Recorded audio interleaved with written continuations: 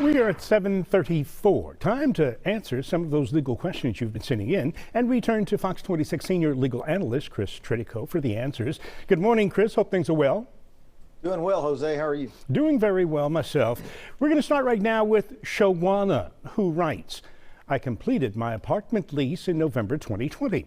I asked about upgrading to a bigger unit. The day after I asked about the upgrade, I received a notice to pay an additional $300 for the month, which I did. At the end of the month, I found out that I was approved for the upgrade. However, management thought I already moved into the new unit. I was then told I could not move due to a $1,100 past due balance. I'm not behind. They said they would look into it. I had to sign a new 6-month lease for my old unit until things worked out. Now the 6 months are coming to an end and the complex is under new management. I am still unable to upgrade my apartment due to the past balance on my account.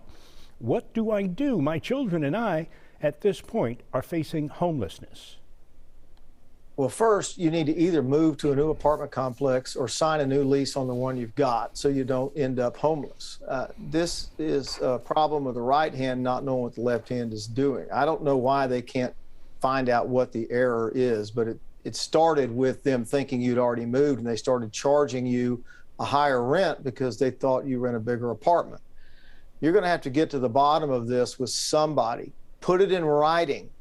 Send it certified mail or hand deliver it so somebody signs for it and spelling all this out so you have in writing that this is what the problem is and force them to do something. But at the end of the day, if they're not going to fix this problem, go to a new apartment complex, move in somewhere else, get out of this problem and start fresh. Good luck. Our next question comes from Chantel, who writes, I purchased private medical insurance policy from an insurance broker who lied to me. I did not figure out I was lied to until I needed medical coverage that the broker told me was covered by my policy. But when the doctor sent in the claim, it was denied. Now I owe a lot of money. Turns out my policy was only a preventive care wellness plan. Do I have a legal case against the insurance broker? Well, you might, but look, these are really hard claims to make because at the end of the day, you had the policy to review, or you could have had the policy to review before you bought it.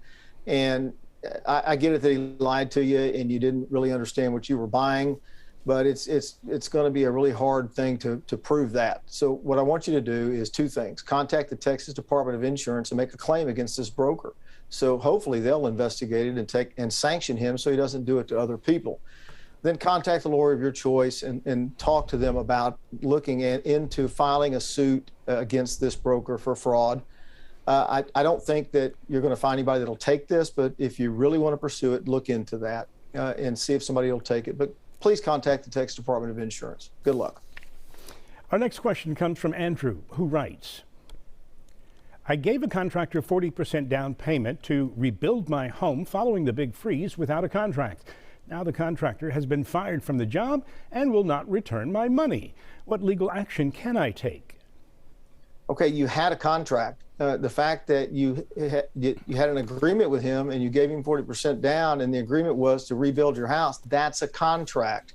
A contract in Texas does not have to be in writing. It's better if you have it in writing, but it doesn't have to be in writing.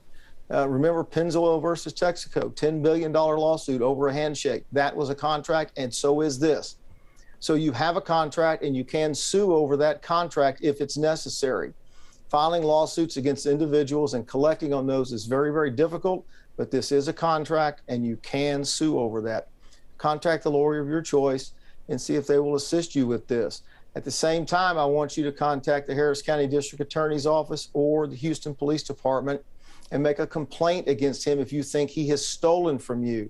It's very hard to make these complaints stick against contractors because they have to have multiple complaints against the same contractor to file charges. But go ahead and make the complaint. If he's doing it to multiple people, they'll charge you. Good luck. Thanks for those responses, Chris. Now we want to let our viewers know that if they want to send you their legal questions, they can just go to our website, fox26houston.com. There you can find Chris's segments under the Morning News tab. And remember, as always, for any specific information and advice, you should contact an attorney of your choice.